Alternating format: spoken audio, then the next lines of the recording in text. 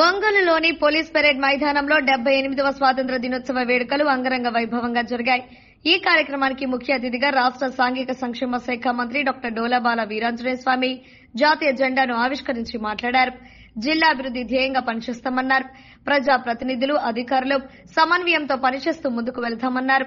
ఈ సందర్భంగా వివిధ శాఖలు ఏర్పాటు చేసిన స్టాల్స్ ను పరిశీలించారు. స్వాతంత్ర్య దినోత్సవ సందర్భంగా ఏర్పాటు చేసిన సాంస్కృతిక కార్యక్రమాలు అందరినీ అలరించాయి. పోలీసుల విన్యాసాలు అబ్బురపరిచాయి. ఈ కార్యక్రమంలో జిల్లా కలెక్టర్ తమీం అన్సరియా, జిల్లా ఎస్పీ ఆర్ దామోదర్, ఒంగోలు శాసనసభ్యులు దామచుల జనార్దన్, ఒంగోలు పార్లమెంటు సభ్యులు మాగుంట శ్రీనివాసులరెడ్డితో పాటు ప్రజా ప్రతినిధులు, వివిధ శాఖల అధికారులు పాల్గొన్నారు.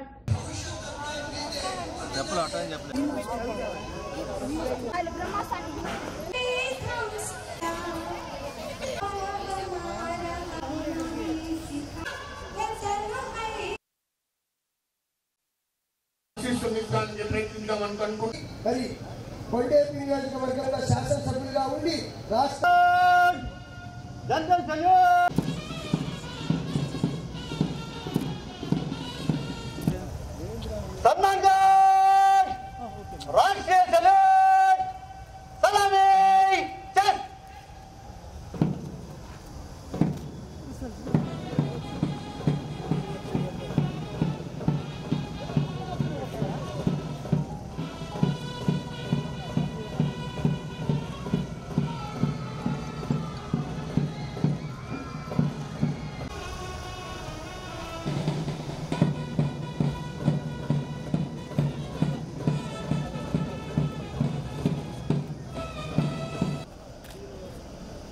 श्रीमान, आपका निरीक्षण के लिए स्वतंत्र दिवस परेड पर सलमान गार्ड हाजिर है।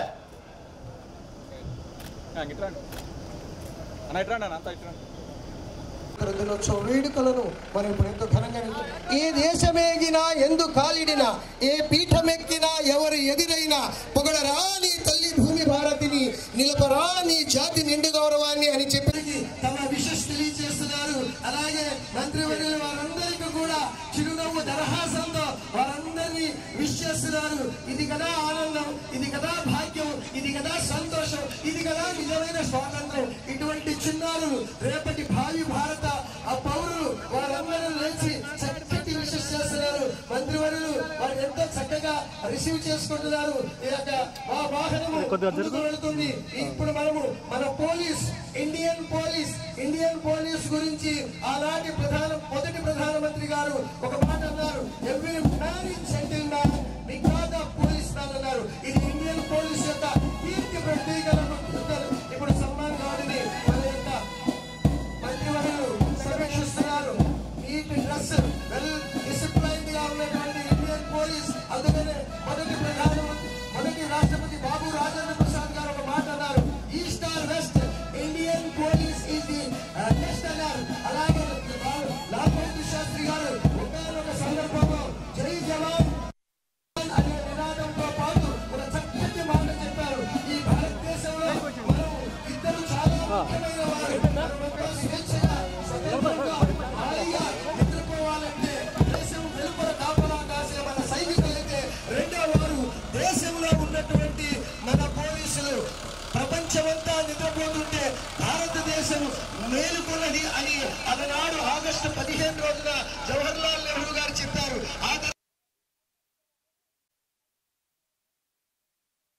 కూర్చేటటువంటి నేటి రోజు పరేడ్ కమాండర్ గారు కమాండ్ కొరకు మనమంతా వీక్షిద్దాం.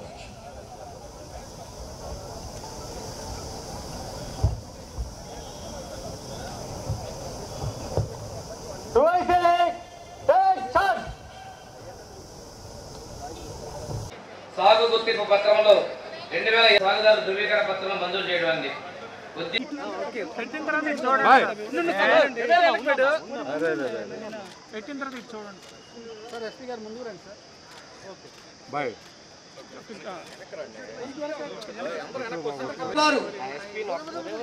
నలుగురికి ఆంధ్రప్రదేశ్ సేవా పథకాన్ని 2024 గాను మంజూరైనవి.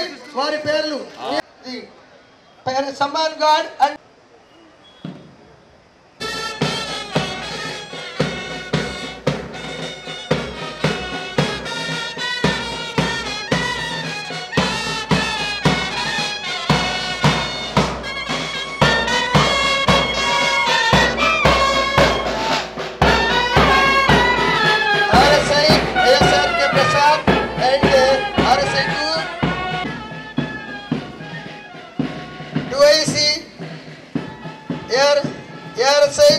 స్వామి గారు అండ్ మురళి గారు.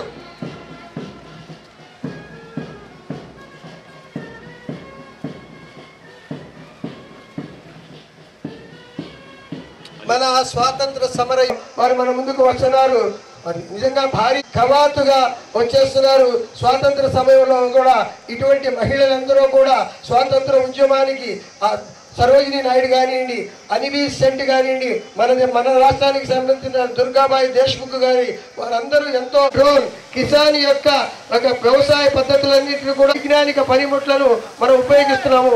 వాటన్నిటినీ చూపిస్తున్నారు. ఎన్ని వైజ్ఞానిక పనిముట్లు మనం వాడినా మన రైతన్నకు తోడు అండ దండ నాగలి. ఆ నాగలిని భుజంలో పెట్టుకున్నారు. రైతన్న అనగానే భుజం మీద కండవ.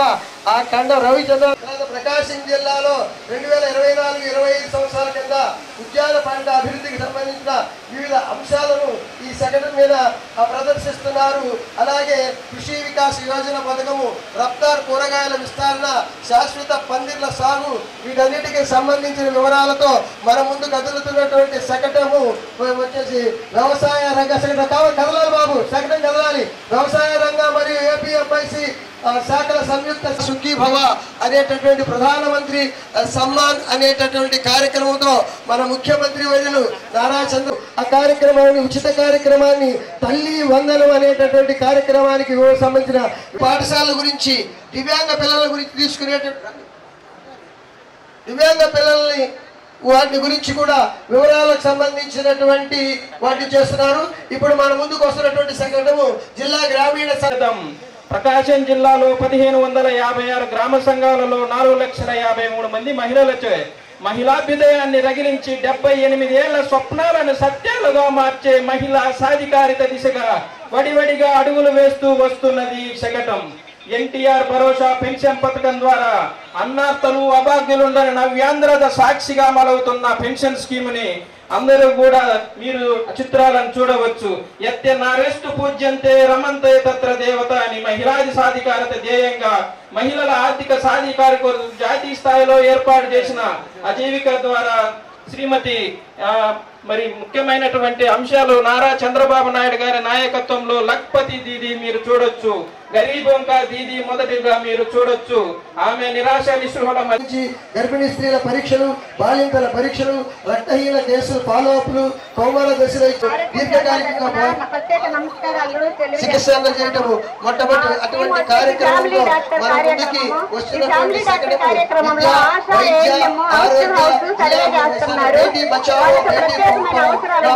మరి నీరు జలవనరుల శాఖ ఆధ్వర్యంలో అందజేయబడుతుంది. ఈ ప్రాజెక్టుకి సంబంధించినటువంటి అనేక కార్యక్రమాలను రావాలి. పిల్లల కల్చరల్ ప్రోగ్రామ్ లిస్టుతో మొదటి ప్రోగ్రామ్ లిస్టుతో మనం ముందుకు రావాలి. తెలియచేస్తూ మన ముందుకు వస్తూ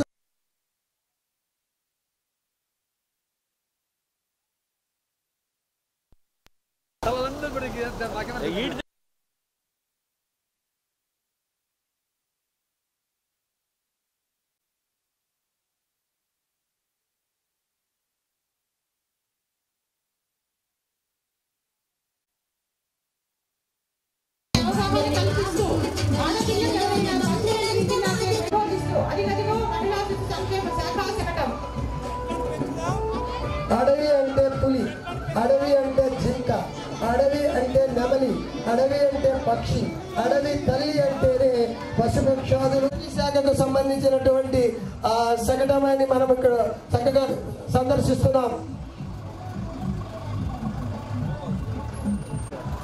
అటవీ శాఖ వారి శకటము, ఆ శకటములో వారు ఈ సంవత్సర హే కృష్ణ గోదావరి తుంగభద్ర నాగావళి పినాకిని స్వర్ణముఖి నది జల చేరాంచల దయచేసి వాళ్ళ పక్కన బాబు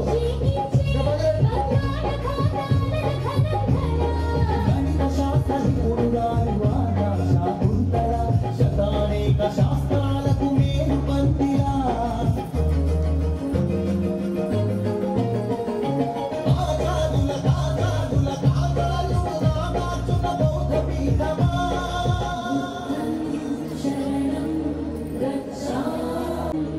Gacchami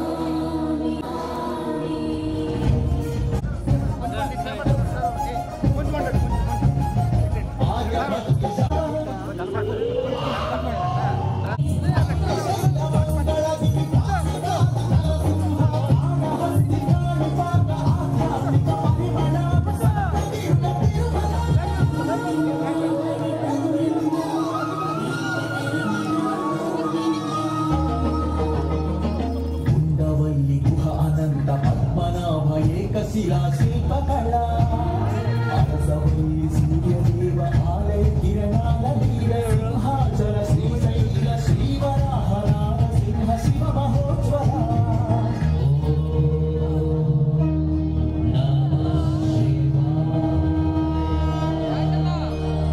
मेरी माता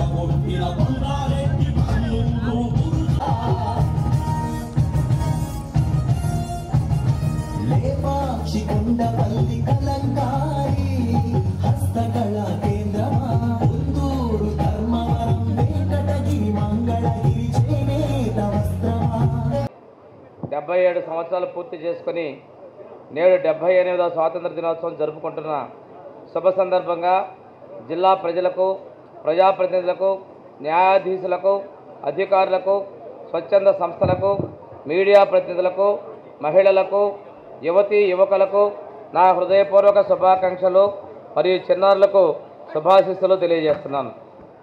ఎందరో మహానుభావులు పోరాటం, త్యాగం, కృషి ఫలితంగా 1947వ సంవత్సరం ఆగస్టు 15వ తేదీన మనకు స్వాతంత్రం సిద్ధించింది.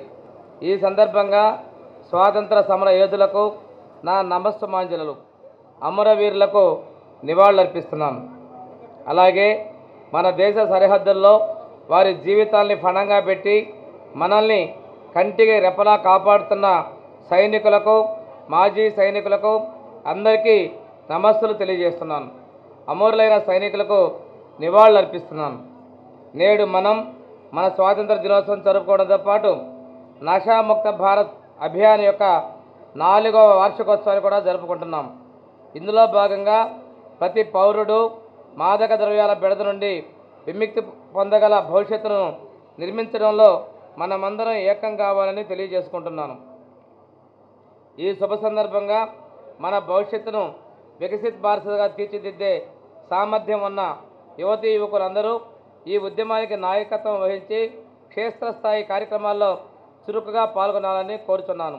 పేదరికం లేని సమాజాన్ని నిర్మించడానికి హంగు ఆర్భాటాలు లేకుండా సమర్థవంతమైన పాలన సాగించడానికి గౌరవ ముఖ్యమంత్రి వర్యులు శ్రీ నారా చంద్రబాబు నాయుడు గారు ఎన్నో ప్రతిష్టాత్మకమైన కార్యక్రమాలు చేపడుతున్నారు. అలాగే కేంద్ర ప్రభుత్వం కూడా మన జిల్లాను వెనుకబడిన జిల్లాగా గుర్తించి అభివృద్ధి చేయడం కొరకు ప్రత్యేక అభివృద్ధి ప్యాకేజీ కింద సంవత్సరానికి 50 కోట్ల రూపాయలు మంజూరు చేసినందుకు గాను గౌరవ ముఖ్యమంత్రి గారికి మరియు గౌరవ ప్రధానమంత్రి గారికి ప్రత్యేకంగా ధన్యవాదాలు తెలియజేస్తా ఉన్నాను. పేదరిక నిర్మూలన, మౌలిక సౌకర్యాల అభివృద్ధి, వనరుల సమర్థ నిర్వహణ, ఈజ్ ఆఫ్ లివింగ్ అనే 4 అంశాలను ప్రధానంగా తీసుకొని ప్రతి జిల్లాలో 15% వృద్ధి సాధించడమే లక్ష్యంగా ప్రణాళికల్ని రూపొందించుకోవడం జరుగుతున్నది. ఈ సందర్భంగా మన జిల్లాలో జరుగుతున్న మరియు జరగబోవు వివిధ అభివృద్ధి మరియు సంక్షేమ కార్యక్రమాల ప్రగతిని మీ ముందుంచడం నా కర్తవ్యంగా భావిస్తున్నాను. రెవెన్యూ శాఖలో రైతుల ప్రయోజనాలు దెబ్బతీసేలాగా గత ప్రభుత్వం అమల్లోకి తీసుకొచ్చిన ల్యాండ్ టైటిలింగ్ యాక్ట్ చట్టాన్ని మొదటి అసెంబ్లీ సమావేశాల్లోనే రద్దు చేయడంతో పాటు రైతుల పట్టాదారు పాస్ పుస్తకాలపై వ్యక్తుల చిత్రాలను ముద్రించి విధానాన్ని తొలగించి రాజముద్రతో కూడిన పాస్ పుస్తకాలని పంపిణీకి శ్రీకారం చుట్టడం జరిగింది. గత ప్రభుత్వ పాలనలో జరిగిన భూదందాలు నిక్కుదేల్చేందుకు 45 రోజుల పాటు రెవెన్యూ సదస్సులు నిర్వహించి అందిన ఫిర్యాదులను మరో 45 రోజుల్లో పరిష్కరించడానికి తీసుకున్న ప్రభుత్వ నిర్ణయాల్లో భాగంగా ప్రతి ఫిర్యాదును ఆన్లైన్లో నమోదు చేసి పరిష్కరించబడను. అలాగే రీసర్వే జరిగిన గ్రామంలో సర్వే రాళ్లపై ఉన్న లోగోలను పేర్లను చెరిపివేయాలని కూడా మన ప్రభుత్వం నిర్ణయం తీసుకుంది. 2019 సంవత్సరంలో ఏప్రిల్ 1వ తేదీ తర్వాత నిషిద్ధ జాబితా నుండి తప్పించిన భూముల రిజిస్ట్రేషన్లో జరిగిన అవకతవకలను గుర్తించి న్యాయపరమైన చర్యలు తీసుకున్నట్టుకు ఫ్రీ హోల్డ్ భూముల రిజిస్ట్రేషన్ కొరకు అందిన దరఖాస్తులను రిజిస్ట్రేషన్ చేయకుండా ప్రస్తుతం పెండింగ్లో ఉంచాలని సంబంధిత అధికారులకు సూచనలు ఇవ్వడం జరిగింది. రెవెన్యూ, సర్వే, అటవీ, దేవాదాయ మరియు వక్ఫ్ శాఖలకు సంబంధించిన అధికారుల బృందం ప్రతి గ్రామాన్ని సందర్శించి ఫిర్యాదులు స్వీకరించి సమస్యలను పరిష్కరించబడను. జిల్లా స్థాయి అధికారులను ప్రతి మండలానికి ఒకరిని నోడల్ అధికారిగా నియమించడం జరిగింది. అందులో భాగంగా ప్రజా ఫిర్యాదుల పరిష్కార వ్యవస్థను ఈ సంవత్సరం జూన్ నెల 15వ తేదీన ప్రారంభించి ఇప్పటి వరకు జిల్లాలో 2789 ఫిర్యాదులు అందగా 100% ఫిర్యాదులను నిర్దిష్ట గడువులోగా పరిష్కరించడం జరిగింది.